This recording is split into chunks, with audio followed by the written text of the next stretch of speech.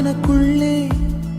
அசைந்தேனே ஊஞ்சல் போலே யார் என்னை அசைத்தே ரசித்தாரோ சலிக்காமல் பேரலை மேலே